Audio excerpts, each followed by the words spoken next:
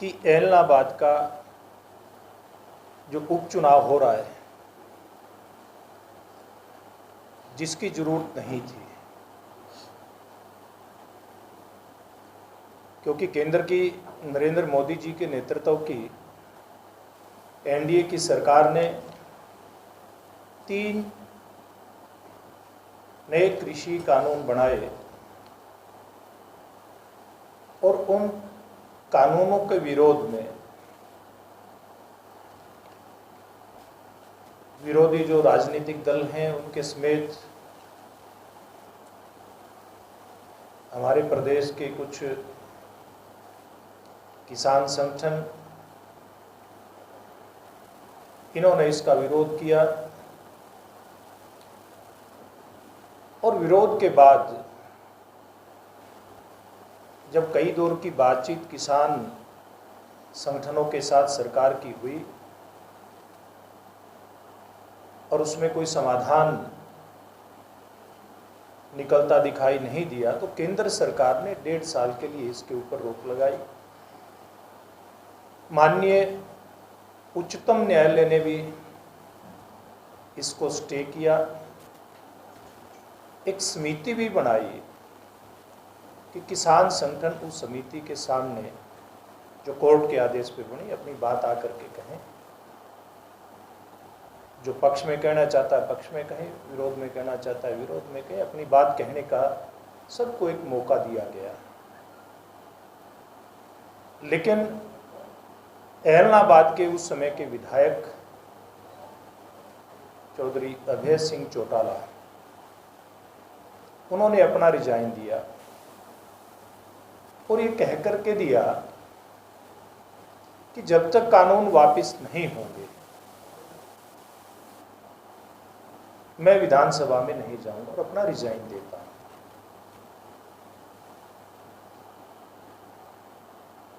और अब उपचुनाव की घोषणा हो गई। केवल किसानों के नाम पर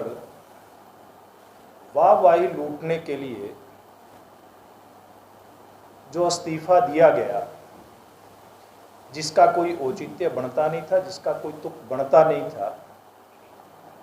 और वो बात उनकी पूरी हुई नहीं है कि जब तक बिल वापस नहीं होंगे मैं विधानसभा में नहीं जाऊंगा।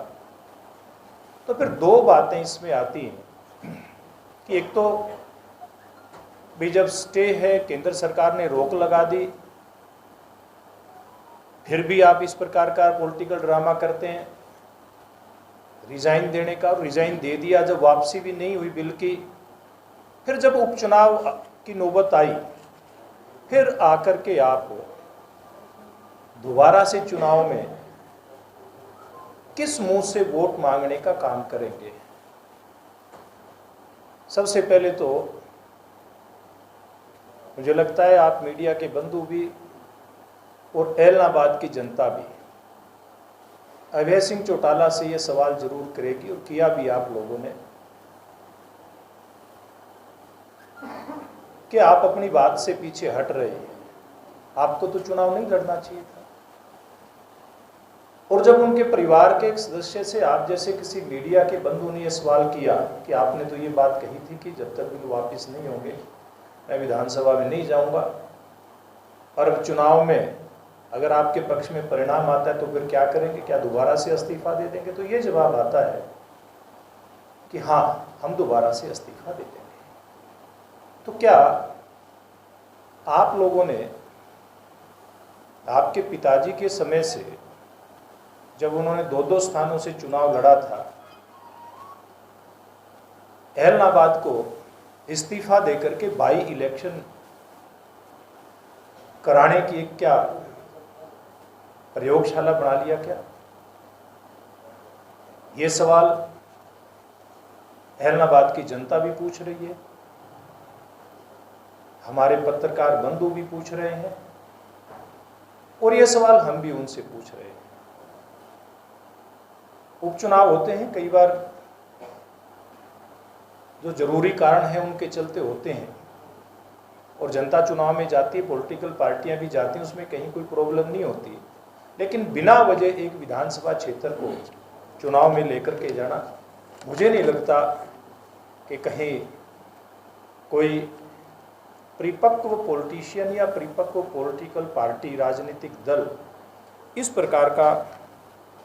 कोई कदम उठाएगा। मुझे लगता है कि ये उनका एक राजनीतिक जो स्टंट था, कई बार हम फिल्मों में देखते हैं स्टंट करते करते वो स्टंट उसके ऊपर भारी पड़ जाता है, ये राजनीतिक स्टंट अभय सिंह चौटाला के ऊपर उल्टा पड़ने वाला है। और एलनाबाद की जनता इस बात के लिए मुझे लगता है कि मन भी बना चुकी है, क्योंकि ये चुनाव जहां अभय सिंह चौटाला के लिए ये स्टंट उल्टा पड़ने के कारण से चुनौती भरा होगा, तो वहीं पर चाहे हम भारतीय जनता पार्टी और हमारे गठबंधन जननायक जनता पार्टी की बात करें या फिर एलनाबाद की जनता की बात करें,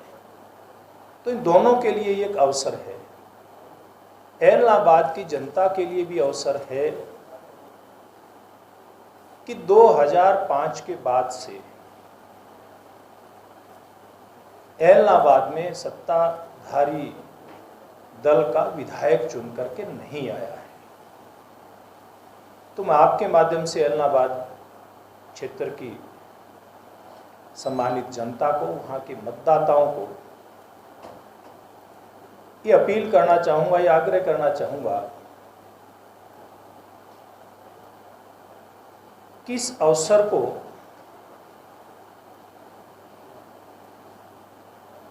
वो एक जो ये मौका आया है, अवसर आया है, इसको आज से जाने ना दें, क्योंकि अभी हमारी सरकार के 3 साल पड़े हैं और एलनाबाद की जनता राजनीतिक रूप से जागरूक है। तो मुझे लगता है कि वो अवश्य ही हमारे गठबंधन के प्रत्याशी भाई गोविंद कांडा जी के पक्ष में मतदान करेगी। पूरे हरियाणा में जो विकास कराने की एक बात लेकर के चले थे, अब वो यहाँ की जनता के लिए भी मौका होगा। तो प्रमुख रूप से मैंने ये बातें आप लोगों के सामने रखनी थी कि आज हम इस नए नारे के साथ जोर जुल्म की टक्कर में विकास हमारा नारा है, ये लेकर के जनता के बीच में जाएंगे। कार्यक्रम चल रहे हैं, नॉमिनेशन हमारे उम्मीदवार का होते ही, चाहे उम्मीदवार के कार्यक्रम हैं या हमारी पार्टी के कार्यकर्ता, गठबंधन के कार्यकर्ताओं की बैठकें हैं, ये बैठक करके हमारे एक एक कार्यकर्ता को हमने मैदान में जहां उसकी ड्यूटी जिम्मेवारी निश्चित करनी थी वो करके उसको लगा दिया है। और आज एक एक गांव में, शहर के, एलनाबाद के सभी 17 वार्डों में भारतीय जनता पार्टी के कार्यकर्ता अपनी ड्यूटी पर तैनात हैं। निश्चित रूप से किसान आंदोलन और किसान संगठनों की आड़ में कुछ लोग, खास करके 2 राजनीतिक जो दल हैं, विशेष दल हैं, उनके कार्यकर्ताओं की फोटोएं भी हमने जारी की हैं और चुनाव आयोग को उनकी शिकायत भी की है। वो हमारे प्रचार में बाधा डालने का प्रयास कर रहे हैं। उपचुनाव तो बड़ौदा का भी हुआ, इसी किसान आंदोलन के शुरू होने के बाद, यानी कि इसी राजनीतिक वातावरण के अंदर हुआ। वहाँ किसानों ने जहाँ अपनी बात कहनी थी कही, सभ्य तरीके से कही, और अब भी किसान संगठन जहाँ कहीं अपनी बात कह रहे हैं सभ्य तरीके से कह रहे हैं। लेकिन ये बात विचार करने की है, ये आप लोगों के विचार करने के लिए, सामाजिक संगठनों के लिए, फिर किसानों के लिए भी विचार करने की बात है कि इस प्रकार से जो कुछ लोग किसान संगठनों को बदनाम करने का प्रयास कर रहे हैं, इनके साथ क्या होना चाहिए। जैसे हमारे उम्मीदवार गोविंद कांडा जी गुरुद्वारा साहिब में दर्शन करके वापिस आ रहे थे तो कुछ लोगों ने हमारे किसान मोर्चा के जिला अध्यक्ष के साथ हाथापाई और धक्का मुक्की की। उसके बाद वहाँ जो गुरुद्वारा साहिब है उसके जो कमेटी है, इस कमेटी ने इस घटना की कड़ी निंदा की और उन्होंने कहा कि गुरुद्वारा साहिब समेत कोई भी धार्मिक स्थल ऐसा है, सामाजिक संस्थान है, वहाँ इस प्रकार का विरोध निंदनीय है। ये बात वहाँ की कमेटी ने कही। उन्होंने बयान जारी करके इस घटना के ऊपर दुख भी जताया कि इस प्रकार की घटना नहीं होनी चाहिए। और किसान नेता गुरनाम सिंह चढ़ूनी ने भी इस बात की निंदा भी की है और ऐसे लोगों से बचने की भी बात कही और किसान संगठनों से ये कहा है कि इस प्रकार से हमारा जो संगठन है, संयुक्त किसान मोर्चा है, किसी भी प्रकार की इजाज़त नहीं देता कि कहीं हुड़दंग किया जाए। तो मुझे लगता है कि ये जल्दी ही ये लोग जो इनका इस प्रकार का कुछ राजनीतिक दलों के कार्यकर्ताओं का ही काम है, वो जनता के सामने कुछ लोग तो बेपर्दा हो गए, कुछ समय के बाद हो जाएंगे। मैं एक बात कहना चाहूँगा कि कोई भी चुना हुआ प्रतिनिधि है, उसकी जिम्मेवारी है कि वो अपनी विधानसभा क्षेत्र की आवाज़ विधानसभा में उठाए। मुख्यमंत्री जो प्रशासनिक जो मशीनरी है उसके माध्यम से वो लोगों की इच्छाएं उनकी पूर्ति करे। सिरसा में भी पूरे प्रदेश के साथ साथ इस 2 वर्ष का जो हमारा दूसरी पारी जो शुरू हुई, इसका काल है, इसमें प्रयास हुआ है कि काम जो भी विकास के हैं वो हों। लेकिन आप भी जानते हैं और हम भी जानते हैं कि जो कोविड की बीमारी के कारण से लगातार 2 बार हम सब लोग लॉकडाउन हुए, अपने आप को लॉकडाउन हम सब लोगों को करना पड़ा। तो इसके कारण से कहीं न कहीं जो चीज़ें होनी चाहिए उसमें कमी खाली सिरसा में नहीं, पूरे देश के अंदर इसकी कमी रही है। और मैं समझता हूँ आगे भविष्य में ईश्वर करे बीमारी ना आए तो जो कहीं कमी रही है विकास की वो हम पूरी करेंगे। और अगली बात, जहाँ तक हमारे उम्मीदवार की बात है, गोविंद कांडा जी की बात है, इनको बहुत नज़दीक से तो अब मिलकर के समझने का मौका मिला है कि किस प्रकार से खाली सिरसा नहीं, पूरे सिरसा जिला जिसमें ऐलनाबाद भी आता है, समय समय पर जब भी जरूरत पड़ी गरीब कन्याओं की शादी से लेकर के मुझे जानकारी मिली कि 4000 से ज़्यादा गरीब कन्याओं की शादियां गोविंद जी बाबा तारा कुटिया के सेवक होने के नाते करवा चुके हैं। जो विधायक वहाँ के रहे,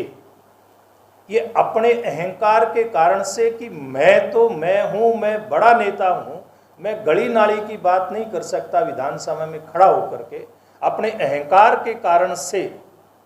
ऐलनाबाद का जो विकास है वो जनता को उसका एहसास नहीं हुआ। गोविंद कांडा जो एक सामाजिक कार्यकर्ता के नाते इतने सेवा के कार्य कर सकते हैं और जो जनता का जो मूड मुझे बढ़ता दिखाई दे रहा है, धीरे धीरे करके सामने तस्वीर आती दिखाई दे रही है, उसके कारण से मैं कह सकता हूं कि जब वो जीत करके जाएंगे तो निश्चित रूप से वो एक रणनीति के तहत मजबूत उम्मीदवार जो हर प्रकार से